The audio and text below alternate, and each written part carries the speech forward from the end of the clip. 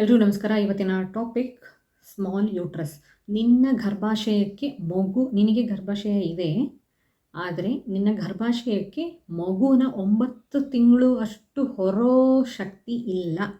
So ನೀನು ತಾಯಿ ಆಗೋದಕ್ಕೆ ಸಾಧ್ಯ ಇಲ್ಲ ಅಂತ ಹೇಳಿದ್ದಾರೆ. ಯಾವ ಕಾರಣಕ್ಕೆ ಹೀಗಾಗಿದೆ, ಅದರ ಅರ್ಥ ಸ್ಮಾಲ್ ಯೂಟ್ರಸ್ ಇದೆ ಅಂತ ಹೇಳಿದ್ದಾರೆ ಅವರಿಗೆ. ಓಕೆ, ಸ್ಮಾಲ್ ಯೂಟ್ರಸ್ ಇರೋದಕ್ಕೆ ಕಾರಣ ಏನು? ಯೂಟ್ರಸ್ ಇದೆ ಅಂದರೆ ಆಯಿತು, ಮತ್ತೇನು ಸ್ಮಾಲ್ ಯೂಟ್ರಸ್ಸು ಬಿಗ್ ಯೂಟ್ರಸ್ಸು ಅಂತ ಕೇಳಬಹುದು. ಓಕೆ, ಆ್ಯಂಡ್ ಸ್ಮಾಲ್ ಯೂಟ್ರಸ್ ಇದೆ ಅಂತಂತಂದರೆ ಯಾಕೆ ಇದನ್ನು ಸ್ಮಾಲ್ ಯೂಟ್ರಸ್ ಅಂತ ಕನ್ಸಿಡರ್ ಮಾಡಿದ್ದಾರೆ, ಯಾವ ಕಾರಣಕ್ಕೆ ಸ್ಮಾಲ್ ಯೂಟ್ರಸ್ ಇದೆ ನಮಗೆ, ಈ ಸ್ಮಾಲ್ ಯೂಟ್ರಸ್ಸಿಂದ ಏನು ಪ್ರಾಬ್ಲಮ್ ಆಗುತ್ತೆ, ಯಾಕೆ ಮಗುನ ಹೊರೋದಕ್ಕೆ ಆಗೋದಿಲ್ಲ, ಈ ಸ್ಮಾಲ್ ಯೂಟ್ರಸ್ ಇತ್ತು ಅಂತಂತಂದರೆ ನನಗೆ ಮಗು ಆಗೋದೇ ಇಲ್ವಾ, ಆಗುತ್ತೆ ಅನ್ನೋದಾದರೆ ಹೇಗಾಗುತ್ತೆ, ಏನು ಟ್ರೀಟ್ಮೆಂಟ್ ಆಪ್ಷನ್ಸ್ ಇದೆ ಅನ್ನೋದೇ ಇವತ್ತಿನ ಟಾಪಿಕ್. ಓಕೆ, ಮತ್ತೆ ತಡ ನೋಡೋಣ ಬನ್ನಿ. ಸೊ ನಾರ್ಮಲ್ ಯೂಟ್ರಸ್ ಅಂದರೆ ಏನು? ನಾರ್ಮಲ್ ಯೂಟ್ರಸ್ ಅಂತಂದರೆ ಲೆಂತ್ 7 to 8 ಸೆಂಟಿಮೀಟರ್ ಇರಬೇಕು, ವಿಡ್ತ್ 4 to 5 ಸೆಂಟಿಮೀಟರ್ ಇರಬೇಕು, ಥಿಕ್ನೆಸ್ 2 to 3 ಸೆಂಟಿಮೀಟರ್ ಇರಬೇಕು. ಇಷ್ಟೇ ದಪ್ಪ, ಇಷ್ಟೇ ಅಗಲ, ಇಷ್ಟೇ ಉದ್ದ ಇರುವಂತಹ ಯೂಟ್ರಸ್ನ ನಾರ್ಮಲ್ ಯೂಟ್ರಸ್ ಅಂತ ಕರೀತಾರೆ. ಓಕೆ, ಸಪೋಸ್ ಈ ಮೂರರಲ್ಲಿ ಯಾವುದಾದ್ರೂ ಒಂದು ಡೈಮೆನ್ಷನ್ನು ಕಮ್ಮಿ ಇತ್ತು ಅಂದ ತಕ್ಷಣ ಅದನ್ನು ಸ್ಮಾಲ್ ಯೂಟ್ರಸ್ ಅಂತ ಕನ್ಸಿಡರ್ ಮಾಡ್ತಾರೆ ಅಂತ ಕೇಳಿದರೆ ಖಂಡಿತವಾಗ್ಲೂ ಇಲ್ಲ. ಸೊ ಯಾವುದನ್ನು ಸ್ಮಾಲ್ ಯೂಟ್ರಸ್ ಅಂತ ಕನ್ಸಿಡರ್ ಮಾಡ್ತಾರೆ ಅಂತಂತಂದರೆ ಯಾವಾಗ ಎಲ್ಲ ಡೈಮೆನ್ಷನ್ಸು ಈಗ ಹೇಳಿರೋ ಡೈಮೆನ್ಷನ್ಸ್ಗಿಂತ ಕಮ್ಮಿ, ಅಂದರೆ ಅಳತೆ, ನಾನೇನೇನು ಉದ್ದ ಎಷ್ಟಿರಬೇಕು, ದಪ್ಪ ಎಷ್ಟಿರಬೇಕು, ಅಗಲ ಎಷ್ಟಿರಬೇಕು ಅಂತ ಹೇಳಿದೆ, ಮೂರೂ ನಾರ್ಮಲ್ಗಿಂತ ತುಂಬ ಕಮ್ಮಿ ಆಗಿರಬೇಕು ಒಂದು. ಇಲ್ಲ ಅಂತಂತಂದರೆ ಪೂರ್ ಡೆವಲಪ್ಮೆಂಟ್ ಅಂತಂದರೆ ಯೂಟ್ರಸ್ಸು ತುಂಬ ಚೆನ್ನಾಗಿ ಡೆವಲಪ್ಪೇ ಆಗಿಲ್ಲ, ಅಂಡರ್ ಡೆವಲಪ್ಡ್ ಇದೆ ಅನ್ನೋದು ಸ್ಕ್ಯಾನ್ ರಿಪೋರ್ಟ್ಸಲ್ಲಿ, ಅಲ್ಟ್ರಾಸೌಂಡ್ಸಲ್ಲಿ ಗೊತ್ತಾಗುತ್ತಲ್ವ. ಸೊ ಹಾಗೇನಾದರೂ ಇತ್ತು ಅಂತಂತಂದರೆ ಆವಾಗ ಅದನ್ನು ಸ್ಮಾಲ್ ಯೂಟ್ರಸ್ ಅಂತ ಕರೀತಾರೆ. ಯಾವಾಗ length less than 6 to 7 centimetre ಇರುತ್ತೆ ಆವಾಗ, ಅಥವಾ ಯೂಟ್ರೈನ್ ಬಾಡಿ ಸರಿಯಾಗಿ ಡೆವಲಪ್ ಆಗಿಲ್ಲ ಅಂದರೆ ಗರ್ಭಾಶಯ ಸರಿಯಾಗಿ ಬೆಳವಣಿಗೆ ಆಗಿಲ್ಲ ಅನ್ನೋದು ಗೊತ್ತಾಯಿತು ಅಂತಂದರೆ ಡಾಕ್ಟರ್ಸಿಗೆ ಆವಾಗ, ಆ್ಯಂಡ್ ಯಾವಾಗ ರೆಗ್ಯುಲರ್ ಆಗಿ ಪೀರಿಯಡ್ಸ್ ಬರ್ತಾ ಇಲ್ಲ ಅಂತ ಆಗುತ್ತೆ ಆವಾಗ, ಆ್ಯಂಡ್ ವೆರಿ ಲೈಟ್ ಅಥವಾ ಇನ್ಫ್ರೀಕ್ವೆಂಟ್ ಪೀರಿಯಡ್ಸ್ ಬರ್ತಾ ಇತ್ತು ಅಂತಂತಂದರೆ ಆವಾಗ, ಆ್ಯಂಡ್ ಹಾರ್ಮೋನಲ್ ಟೆಸ್ಟಲ್ಲಿ ಯಾವುದು ಈಸ್ಟ್ರೋಜನ್, ಲೋ ಈಸ್ಟ್ರೋಜನ್ ಇರ್ಬೋದು, ಅಥವಾ ಗೊನಾಡೋಟ್ರೋಪಿನ್ ಹಾರ್ಮೋನು ಕಮ್ಮಿ ಇತ್ತು ಅಂತಂತಂದರೆ ಆವಾಗ. ಓಕೆ, ಈ ಎಲ್ಲನೂ ನೋಡಿಕೊಂಡು ಡಾಕ್ಟರ್ಸು ಸ್ಮಾಲ್ ಯೂಟ್ರಸ್ ಇದೆ ಅಂತ ಹೇಳ್ತಾರೆ. ಓಕೆ, ಮೆನ್ಸ್ಟ್ರೇಷನ್ ಸರಿಯಾಗಿ ಆಗದೇ ಇರಬಹುದು, ಲೈಟ್ ಪೀರಿಯಡ್ಸ್ ಇರ್ಬೋದು, ಎಂಡೋಮೆಟ್ರಿಯಲ್ ಥಿಕ್ನೆಸ್ ಸರಿಯಾಗಿ ಆಗ್ತಾ ಇಲ್ಲ ಅನ್ನೋದಾಗಿರ್ಬೋದು, ಹೋಲ್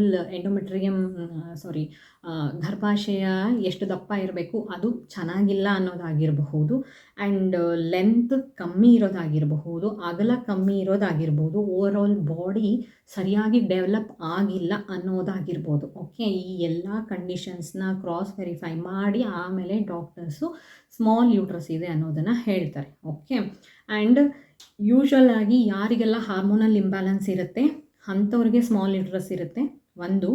ಇಲ್ಲ ಅಂತಂದರೆ ಪ್ಯೂಬರ್ಟಿಗೂ ಮುಂಚೆ, ಅಂದರೆ ಮೇಜರ್ ಆಗೋಕ್ಕಿಂತ ಮುಂಚೆ ಯಾರೆಲ್ಲ ಸಣ್ಣ ಸಣ್ಣ ಹೆಣ್ಮಕ್ಳು ಇರ್ತಾರಲ್ಲ ಅವರಿಗೆ ಯೂಶ್ವಲ್ ಆಗಿ ಸಣ್ಣ ಯೂಟ್ರಸ್ಸೇ ಇರುತ್ತೆ. ಮೇಜರ್ ಆದ ಮೇಲೆ, ದೊಡ್ಡವ್ರು ಆದ ಮೇಲೆ, ಏನು ಆವಾಗ ಮೆನ್ಸ್ಟ್ರೇಷನ್ ಸ್ಟಾರ್ಟ್ ಆಗುತ್ತಲ್ಲ ಅಲ್ಲಿಂದ ಅವರ ಯೂಟ್ರಸ್ಸು ಸರಿಯಾಗಿ ಬೆಳ್ಕೊಳ್ಳುತ್ತೆ. ಓಕೆ, ಪ್ಯೂಬರ್ಟಿಗೂ ಮುಂಚೆ ಯೂಟ್ರಸ್ಸು ಚಿಕ್ಕದೇ ಇರುತ್ತೆ, ಅದಾದ ಮೇಲಿಂದ ಯೂಟ್ರಸ್ಸು ಗ್ರೋ ಆಗಿರುತ್ತೆ. ಓಕೆ, ಸೊ ಕಾರಣಗಳೇನು, ಯಾವೆಲ್ಲ ಕಾರಣದಿಂದ ಸ್ಮಾಲ್ ಯೂಟ್ರಸ್ ಇರಬಹುದು? ಒಂದು, ಹಾರ್ಮೋನಲ್ ಇಂಬ್ಯಾಲೆನ್ಸ್ ಫಸ್ಟು, ಅದರಲ್ಲಿ ಲೋ ಈಸ್ಟ್ರೋಜನ್ ಆಗಿರಬಹುದು ಅಥವಾ ಗೊನಾಡೋಟ್ರೋಪಿನ್ ಆಗಿರಬಹುದು. ಪ್ರೆಗ್ನೆನ್ಸಿಗೆ ರಿಲೇಟೆಡ್ ಏನೆಲ್ಲ ಹಾರ್ಮೋನ್ಸ್ ಇದೆ ಆ ಹಾರ್ಮೋನ್ಸಲ್ಲಿ ಯಾವುದಾದ್ರೂ ಹಾರ್ಮೋನ್ಸು ಕಮ್ಮಿ ಇತ್ತು ಅಂತಂದರೆ, ಡೆಫಿಷಿಯನ್ಸಿ ಇತ್ತು ಅಂತಂದರೆ, ಹಾರ್ಮೋನ್ ಡೆಫಿಷಿಯನ್ಸಿ ಇತ್ತು ಅಂತಂದರೆ ಸ್ಮಾಲ್ ಯೂಟ್ರಸ್ ಆಗಿರುತ್ತೆ. ಓಕೆ, ಅದು ಒಂದು ರೀಸನ್. ಇನ್ನೊಂದು, ಪ್ಯೂಬರ್ಟಿನೇ ಸ್ಟಾರ್ಟ್ ಆಗಿಲ್ಲ ಅಂದರೆ ಮೇಜರೇ ಆಗಿರೋದು. ಸುಮಾರು ಜನಕ್ಕೆ ಈಗ ಹೆಣ್ಮಕ್ಳು ಬೇಗ ಮೇಜರ್ ಆಗ್ತಾಯಿದ್ದಾರೆ, ಆದರೆ ಕೆಲವೊಂದಿಷ್ಟು ಜನಕ್ಕೆ ಪೀರಿಯಡ್ಸೇ ಸ್ಟಾರ್ಟ್ ಆಗಲ್ಲ. ಓಕೆ, ಅದು ಒಂದು ಶಾಕಿಂಗ್ ಟ್ರೂತ್. ನನಗೆ ಗೊತ್ತಿದ್ದ ಪ್ರಕಾರ ಎಲ್ಲ ಹೆಣ್ಮಕ್ಳು ದೊಡ್ಡವರಾಗ್ತಾರೆ, ಎಲ್ಲ ಹೆಣ್ಮಕ್ಳಿಗೂ ಮೆನ್ಸ್ಟ್ರೇಷನ್ ಸ್ಟಾರ್ಟ್ ಆಗುತ್ತೆ, ಎಲ್ಲ ಮಕ್ಳಿಗೂ ಬ್ಲೀಡಿಂಗ್ ಆಗುತ್ತೆ, ಎಲ್ಲ ಮಕ್ಕಳು ಪೀರಿಯಡ್ಸನ್ನು ಸ್ಟಾರ್ಟ್ ಮಾಡ್ತಾರೆ, ಫೇಸ್ ಮಾಡ್ತಾರೆ, ಫೀಲ್ ಮಾಡ್ತಾರೆ ಅಂತಂತ ಅಂದ್ಕೊಂಡಿದ್ದೆ. ಆದರೆ ಕೆಲವೊಂದಿಷ್ಟು ಹೆಣ್ಮಕ್ಳಿಗೆ ಪೀರಿಯಡ್ಸೇ ಸ್ಟಾರ್ಟ್ ಆಗಲ್ಲ. ಓಕೆ, ಅಂಥವ್ರಿಗೆ ಯೂಟ್ರಸ್ಸು ಸಣ್ಣದಿರುತ್ತೆ. ಓಕೆ, ನಾನು ಆಲ್ರೆಡಿ ಹೇಳಿದೆ ಪ್ಯೂಬರ್ಟಿ ಆದ ಮೇಲೆ ನಮ್ಮ ಯೂಟ್ರಸ್ಸು ಗ್ರೋ ಆಗುತ್ತೆ ಅಂತ. ಓಕೆ, ಪ್ಯೂಬರ್ಟಿನೇ ಬಂದಿಲ್ಲ ಅಂದಮೇಲೆ ಗ್ರೋ ಹೇಗಾಗುತ್ತೆ?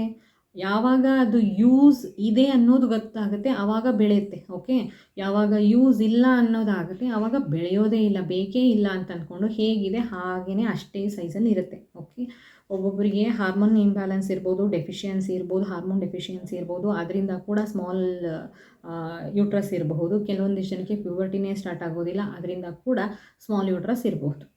ನೆಕ್ಸ್ಟ್ ರೀಸನು ಜೆನೆಟಿಕಲಿನೇ ಅವರಿಗೆ ಸ್ಮಾಲ್ ಯೂಟ್ರಸ್ ಇರಬಹುದು ಅಥವಾ ಡೆವಲಪ್ಮೆಂಟಲ್ ಡಿಸಾರ್ಡರ್ ಇರ್ಬೋದು. ಈ ಎರಡರಲ್ಲಿ ಯಾವುದೇ ಒಂದು ಕಾರಣದಿಂದನೂ ಕೂಡ ಸ್ಮಾಲ್ ಯೂಟ್ರಸ್ ಆಗಿರಬಹುದು. ಲೋ ಬಾಡಿ ವೆಯ್ಟ್ ಅಂದರೆ ಸಿಕ್ಕಾಪಟ್ಟೆ ಲೀನ್ ಇರೋದಾಗಿರ್ಬೋದು. ಮಾಲ್ ನ್ಯೂಟ್ರಿಷನ್ ಅಂದರೆ ನ್ಯೂಟ್ರಿಷನ್ ರಿಚ್ ಫುಡ್ನ ತಿಂದೇ ಇರೋದ್ರಿಂದ ಕೂಡ ನಿಮ್ಮ ಯೂಟ್ರಸ್ಸು ಸ್ಮಾಲ್ ಆಗಿ ಇರ್ಬೋದು, ಅಂದರೆ ಸಣ್ಣದಾಗಿ ಇರಬಹುದು. ಎಫೆಕ್ಟ್ಸ್ ಆನ್ ಫರ್ಟಿಲಿಟಿನ ಹೇಗೆ ಸ್ಮಾಲ್ ಯೂಟ್ರಸ್ ಅಫೆಕ್ಟ್ ಮಾಡುತ್ತೆ ಅಂತಂದರೆ ಅದು ಸಿವಿಯಾರಿಟಿ ಮೇಲೆ. ನಿಮ್ಮ ಯೂಟ್ರಸ್ಸು ಸ್ವಲ್ಪ ಚಿಕ್ಕದಿದೆನೋ ಜಾಸ್ತಿ ಚಿಕ್ಕದಿದೆನೋ, ಅಂದರೆ 1 ಸೆಂಟಿಮೀಟರ್ ಅಷ್ಟು ಹೆಚ್ಚು ಕಮ್ಮಿ ಇತ್ತು ಅಥವಾ 2 ಸೆಂಟಿಮೀಟರ್ ಅಷ್ಟು ಮಾತ್ರ ಲೆಂತ್ ಕಮ್ಮಿ ಇದೆ ಅನ್ನೋದಾದರೆ ಆ ಪರ್ಟಿಕ್ಯುಲರ್ ಕಂಡೀಷನಲ್ಲಿ ಹಾರ್ಮೋನ್ಸ್ ಎಲ್ಲ ಸರಿಯಾಗಿದ್ದು ಓವರಾಲ್ ಹೆಲ್ತ್ ಎಲ್ಲ ಚೆನ್ನಾಗಿತ್ತು ಅಂತಂತಂದರೆ ಕನ್ಸೆಪ್ಷನನ್ನು, ಪ್ರೆಗ್ನೆನ್ಸಿನ ಸಪೋರ್ಟ್ ಮಾಡುತ್ತೆ ಯೂಟ್ರಸ್. ಓಕೆ, ಆದರೆ ಯಾವಾಗ ಸಿವಿಯರ್ ಆಗಿ ಕಮ್ಮಿ ಇದೆ ಯೂಟ್ರಸ್ಸು, ಯೂಟ್ರಸ್ ಲೆಂತು ಸಿವಿಯರ್ ಆಗಿ ಕಮ್ಮಿ ಇದೆ, ಜಸ್ಟ್ 2 to 3 ಸೆಂಟಿಮೀಟರ್ ಅಷ್ಟೇ ಇದೆ ಯೂಟ್ರಸ್ ಲೆಂತ್ ಅಂತ ಅನ್ನೋದಾದರೆ ಆ ಟೈಮಲ್ಲಿ ಫಸ್ಟ್ ಆಫ್ ಆಲು ಎಂಡೋಮೆಟ್ರಿಯಮ್ ಅಂದರೆ ಗರ್ಭಾಶಯದ ಒಳಪದರನೇ ಸರಿಯಾಗಿ ಫಾರ್ಮ್ ಆಗೋದಿಲ್ಲ. ಓಕೆ, ಇಂಪ್ಲಾಂಟೇಷನಿಂದ ತಾನೇ ನಮ್ಮ ಪ್ರೆಗ್ನೆನ್ಸಿ ಜರ್ನಿ ಸ್ಟಾರ್ಟ್ ಆಗೋದು. ಇಂಪ್ಲಾಂಟೇಷನ್ ಆಗಬೇಕು ಅಂದರೆ ಎಂಡೋಮೆಟ್ರಿಯಮ್ ಚೆನ್ನಾಗಿರಬೇಕು. ಈ ಎಂಡೋಮೆಟ್ರಿಯಮ್ಮೇ ಸರಿಯಾಗಿ ಫಾರ್ಮ್ ಆಗ್ತಾ ಇಲ್ಲ ಅಂತಂತಂದರೆ ಇಂಪ್ಲಾಂಟೇಷನ್ ಆಗೋದಿಲ್ಲ. ಇಂಪ್ಲಾಂಟೇಷನ್ ಆಗಲ್ಲ ಅಂತಂತಂದರೆ ಮಗುನೇ ಬೆಳೆಯೋದಿಲ್ಲ. ಓಕೆ, ಸೊ ಯಾವಾಗ ಅತೀ ಸಣ್ಣ ಯೂಟ್ರಸ್ ಇತ್ತು ಅಂತಂತಂದರೆ, ಸಿವಿಯರ್ಲಿ ಸಣ್ಣದಿತ್ತು ಅಂತಂತಂದರೆ ಯೂಟ್ರಸ್ಸು, ಆವಾಗ ಫಸ್ಟ್ ಆಫ್ ಆಲ್ ಎಂಡೋಮೆಟ್ರಿಯಮ್ ಸರಿಯಾಗಿ ಬೆಳವಣಿಗೆ ಆಗೋದಿಲ್ಲ. ಸೊ ಸರಿಯಾಗಿಲ್ಲ ಅಂದ ಮಾತ್ರಕ್ಕೆ ಇಂಪ್ಲಾಂಟೇಷನ್ ಆಗೋದಿಲ್ಲ. ಹಾಗೂ ಮಿಕ್ಕಿ ಏನಾದರೂ ಇಂಪ್ಲಾಂಟೇಷನ್ ಆಯಿತು ಅಂತಂತಂದರೆ ಅರ್ಲಿ ಮಿಸ್ಕ್ಯಾರೇಜ್ ಆಗುತ್ತೆ, ಇಲ್ಲ ಅಬೋರ್ಷನ್ ಆಗುತ್ತೆ. ಓಕೆ, ಏನೂ ಆಗಿಲ್ಲ ಅಂತಂದರೆ ಪ್ರೀಟರ್ಮ್ ಡೆಲಿವರಿ ಆಗುವಂಥ ಸಾಧ್ಯತೆ ಇರುತ್ತೆ, ಅಥವಾ ಮಗು ಹೊಟ್ಟೆನಲ್ಲೇ ಆಗುವಂಥ ಸಾಧ್ಯತೆ ಇರುತ್ತೆ. ಓಕೆ, ಸೊ ಎಷ್ಟು ಸಿವಿಯರ್ ಆಗಿ ಇದೆ, ಎಷ್ಟು ಸಿವಿಯರ್ ಸ್ಮಾಲ್ ಇದೆ ಅನ್ನೋ ಆಧಾರದ ಮೇಲೆ ನಿಮ್ಮ ಫರ್ಟಿಲಿಟಿ ಕೂಡ ಅಫೆಕ್ಟ್ ಆಗುತ್ತೆ. ಸೊ ಟ್ರೀಟ್ಮೆಂಟ್ ಆಪ್ಷನ್ ಏನೇನು? ಟ್ರೀಟ್ಮೆಂಟು ಯಾವ ಕಾರಣಕ್ಕೆ ನಿಮಗೆ ಸ್ಮಾಲ್ ಯೂಟ್ರಸ್ ಇದೆ ಅನ್ನೋ ಆಧಾರದ ಮೇಲೆ ಟ್ರೀಟ್ಮೆಂಟ್ ಕೂಡ ಡಿಪೆಂಡ್ ಆಗುತ್ತೆ. ಓಕೆ, ಜೆನೆಟಿಕಲಿ ಬಂದಿರೋ ಅಂತಹ ಪ್ರಾಬ್ಲಮ್ಮಿಂದ ನಿಮ್ಮ ಯೂಟ್ರಸ್ ಸಣ್ಣದಿದೆ ಅಂತಂತಂದರೆ ಅದನ್ನು ಯಾರೂ ಏನೂ ಮಾಡೋದಕ್ಕಾಗೋದಿಲ್ಲ. ಓಕೆ, ಈ ಹಾರ್ಮೋನ್ಸ್ ಡೆಫಿಷಿಯನ್ಸಿಯಿಂದ ಏನಾದರೂ ನಿಮಗೆ ಸ್ಮಾಲ್ ಯೂಟ್ರಸ್ ಇದೆ ಅನ್ನೋದು ಏನಾದರೂ ಗೊತ್ತಾಯಿತು ಅಂತಂತಂದರೆ ಹಾರ್ಮೋನ್ ಥೆರಪಿ ಮಾಡಿ ಯೂಟ್ರಸ್ನ ಹೆಲ್ದಿ ಮಾಡೋದಕ್ಕೆ ಟ್ರೈ ಮಾಡ್ತಾರೆ. So it depends on reason, ಯಾವ ಕಾರಣಕ್ಕೆ ನಿಮಗೆ ಸ್ಮಾಲ್ ಯೂಟ್ರಸ್ ಇದೆ ಅನ್ನೋ ಆಧಾರದ ಮೇಲೆ ಟ್ರೀಟ್ಮೆಂಟ್ ಆಪ್ಷನ್ ಕೂಡ ಡಿಪೆಂಡ್ ಆಗುತ್ತೆ. ಗರ್ಭಾಶಯ ಹೇಗಿದ್ರೂ ಮಗು ಬೆಳೀತಾ ಹೋದಂಗೆ ದೊಡ್ಡದಾಗ್ತಾ ಹೋಗುತ್ತಲ್ವಾ. ಸೊ ಚಿಕ್ಕ ಗರ್ಭಾಶಯ, ಸ್ಮಾಲ್ ಯೂಟ್ರಸ್ ಅನ್ನೋ ಕಾನ್ಸೆಪ್ಟ್ ಯಾಕೆ ಬರುತ್ತೆ? ಇದು ಆಲ್ರೆಡಿ ಬೆಳೀತಾ ಹೋಗುತ್ತೆ, ದೊಡ್ಡ ಯೂಟ್ರಸ್ ಆಗೇ ಆಗುತ್ತೆ.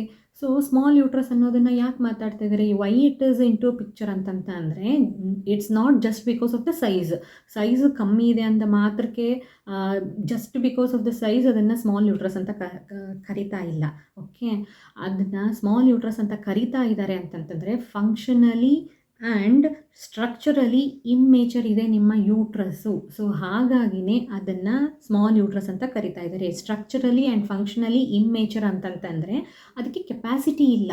ಮಗುನ ಒಳಗಡೆ ಇಟ್ಕೊಂಡು 9 ತಿಂಗಳವರೆಗೂ ಹೀಗೆ ಎಕ್ಸ್ಪ್ಯಾಂಡ್ ಆಗುವಂತಹ ಕೆಪ್ಯಾಸಿಟಿ ಇಲ್ಲ. ಎಕ್ಸ್ಪ್ಯಾಂಡ್ ಆಗುವಂತಹ ಕೆಪ್ಯಾಸಿಟಿ ಬೈ ಬರ್ತೆ ಯೂಟ್ರಸ್ಸಿಗೆ ಬರೋವಂಥದ್ದು. ಓಕೆ, ಅಂತಹ ಕೆಪ್ಯಾಸಿಟಿ ಈ ಯೂಟ್ರಸ್ಸಿಗಿಲ್ಲ. ಯಾವ ಪರ್ಟಿಕ್ಯುಲರ್ ಹೆಣ್ಮಗುವಿಗೆ ಹೇಳಿದಾರಲ್ಲ ನಿಮ್ಮ ಯೂಟ್ರಸ್ ಚಿಕ್ಕದಿದೆ, ಮಗುನ ಹೆರೋದಕ್ಕೆ ಆಗೋದಿಲ್ಲ ಅಂತ ಹೇಳಿದಾರಲ್ಲ, ಅವರಿಗೆ ಅಂತಹ ಯೂಟ್ರಸ್ ಸಿಕ್ಕಿಲ್ಲ, ಅಂತಹ ಯೂಟ್ರಸ್ ಇಲ್ಲ ಅವ್ರ ದೇಹದಲ್ಲಿ. ಓಕೆ, 9 ತಿಂಗಳವರೆಗೂ ಮಗುನ ಒಳಗಡೆ ಇಟ್ಕೊಂಡು ಸಾಕುವಂತಹ ಬ್ಲಡ್ಡು, ಫುಡ್ಡು ಎಲ್ಲನೂ ಕೊಟ್ಟು ನರ್ಚರ್ ಮಾಡುವಂತಹ ಕೆಪ್ಯಾಸಿಟಿ ಆ ಯೂಟ್ರಸ್ಸಿಗೆ ಇಲ್ಲ.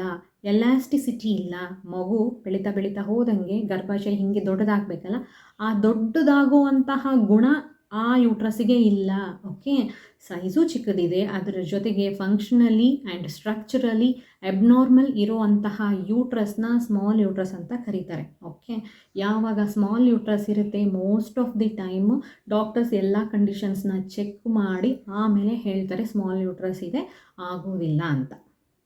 ಆ್ಯಂಡ್ ಇನ್ನೊಂದು ಪಾಯಿಂಟು ಬಿಟ್ಟೆ, ಈ ಸ್ಮಾಲ್ ಯೂಟ್ರಸ್ ಇದ್ದವ್ರಿಗೆ ಹಾರ್ಮೋನ್ ಥೆರಪಿ ಕೊಟ್ರೂ ಆ ಹಾರ್ಮೋನ್ಸ್ಗೇನು ಕೂಡ ರೆಸ್ಪಾಂಡ್ ಮಾಡೋದಿಲ್ಲ ಯೂಟ್ರಸ್. ಓಕೆ, ಸೊ ಹಾರ್ಮೋನ್ಸ್ಗೂ ರೆಸ್ಪಾಂಡ್ ಮಾಡದೇ ಇರೋಷ್ಟು ಇಮ್ಮೇಚರ್ ಯೂಟ್ರಸ್ ಇರುತ್ತೆ. ಓಕೆ, ಅಂಥ ಟೈಮಲ್ಲೇ ಅದನ್ನು ಸ್ಮಾಲ್ ಯೂಟ್ರಸ್ ಅಂತ ಕನ್ಸಿಡರ್ ಮಾಡೋದು.